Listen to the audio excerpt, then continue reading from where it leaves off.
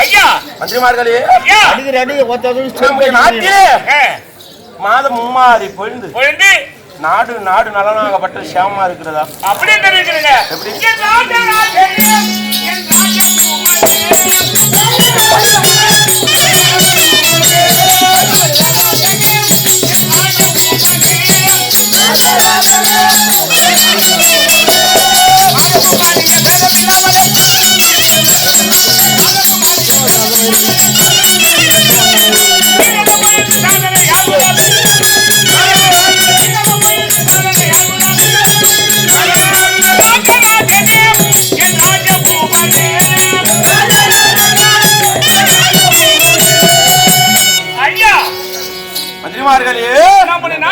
நாட்டிலே மாதத்துக்கு மும்மாறி பயந்து மக்கள் எல்லாம் சேமத்தோடு இருக்கிறாங்க.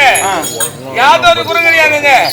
முறையிட்டு பார்த்தாலும் மையாது ஏங்க மைவனா கூட கொஞ்சம் நேரம் மை கிடையாது. 11 மணி சித்தூர் ரோட்ல இருந்து வடக்கு பக்கம் மைய தெற்கு பக்கம் மைய இல்லைங்க. என் முருங்கெல்லாம் கொஞ்சம் கம்மி. இன்னும் பார்த்தா ஏரியெல்லாம் கடவாசல போயிருங்க. உங்க ஆட்சியில மைக்கு குறை கிடையாதுங்க. மக்கள் எல்லாம் சேமத்தோடு இருக்கிறாங்க, சந்தோஷமா இருக்கிறாங்க. அது மட்டும் கிடையாது மந்திரிமார்களே.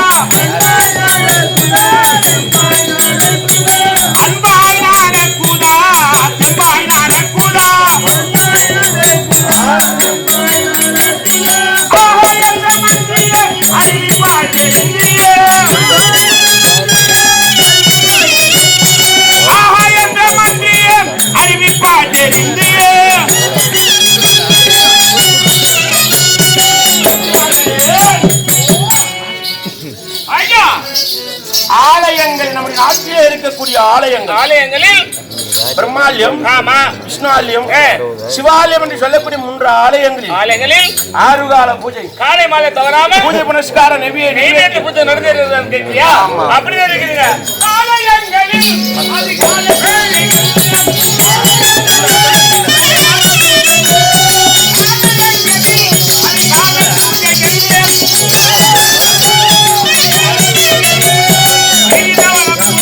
ஆலயங்களில்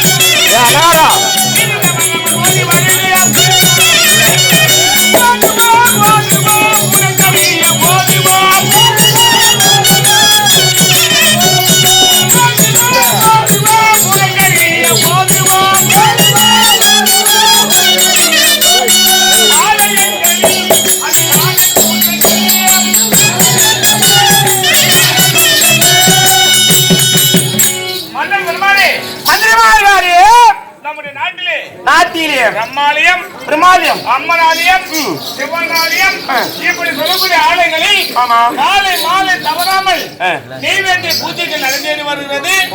இதில் யாதொரு குறை கிடையாதுங்க. முறையிட்டு பார்த்தாலும் குறை கிடையாது. குறை என்பதே கிடையாது. சரி போகட்டும் மந்திரிமார்களே. அந்த பண்டாரத்திலே அந்த செட்டி மாதம்மா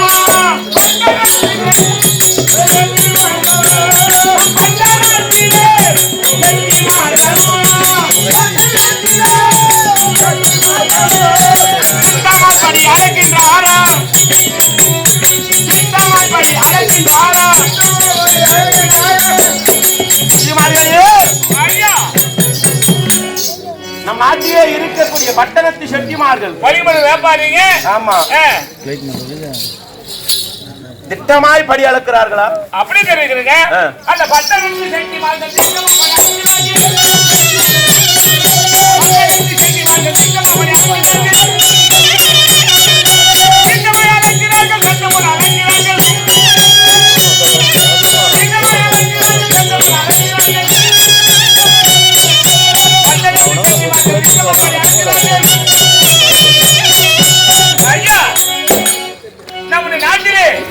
வியாபாரிங்க செட்டாருங்க அந்த காலத்துல தாங்க குறையா இருந்தாங்க.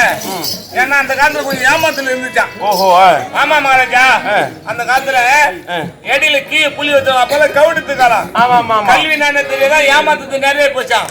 கீழே புலி ஒன்று வச்சுட்டு 1 கிலோ வாங்கினா 3/4 கிலோ தான் வருமா. 4 கிலோ புலி கீழே இருக்கும். அப்படியெல்லாம் இருந்துச்சு.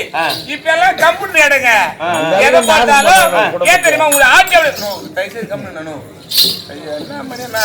உனக்கு என்ன சொன்னீங்கன்னா சொல்றா, நீ சொல்றது உண்மை. வாய முடிக்கணும்னு பாரு. அப்படி இந்த காலத்துல உங்களுடைய ஆட்சியில யாதொரு குறை கிடையாது. ஏனென்றால் குறையா இருந்தால் மன்னர் ஆட்சிக்கு இழுக்கு வருமே என்று வியாபாரிகள் கரெக்டா இருந்தாலும் யாதொரு குறை கிடையாதுங்க. யாதொரு குறை கிடையாது. குறை என்பதே கிடையாது. ஆமா. அந்த கொள்ளையடிக்கிறோம், அந்த கொள்ளையடிக்கிறாகும்.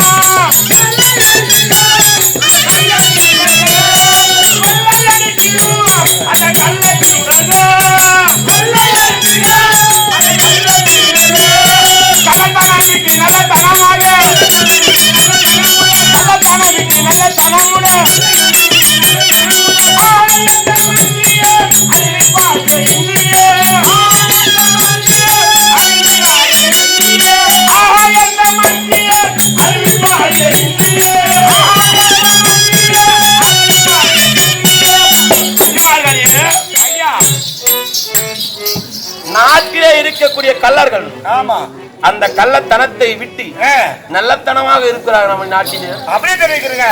அந்த கொள்ளையா வெட்டிடம், அந்த கள்ளத்தில்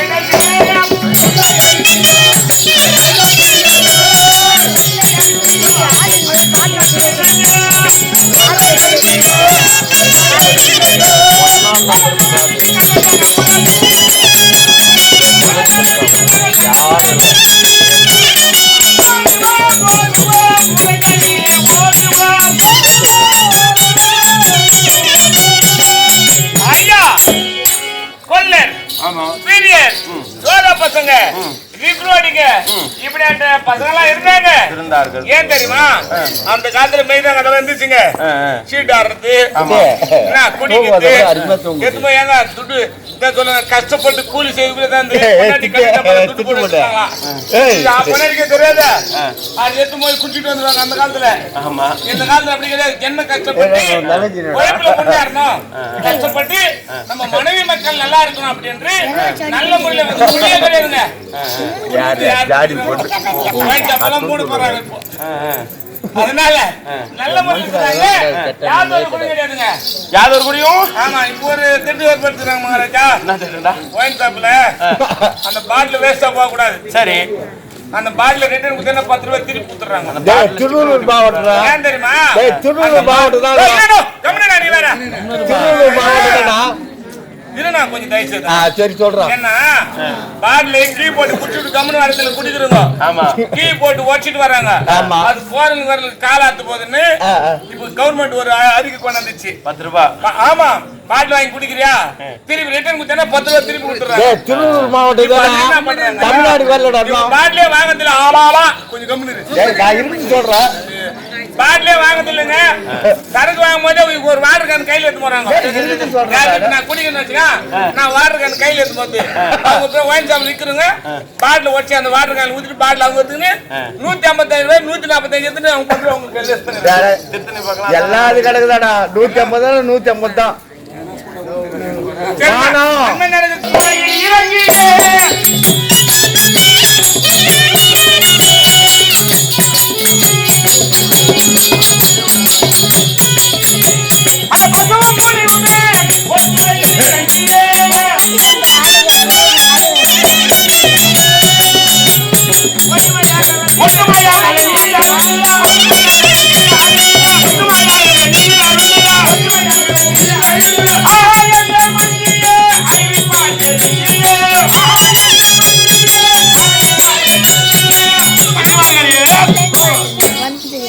அப்படி பசுவும் புலியும் ஒரு துறையிலே இறங்கி தடாகம் என்று சொல்லக்கூடிய ஒரு துறையிலே இறங்கி பசுவும் புலியும் ஒற்றுமையாக நீர் அருந்துகிறதா? அப்படி தெரியுங்க. அந்த பசுவும் புலிகளும் ஒரு துறையில் இறங்கி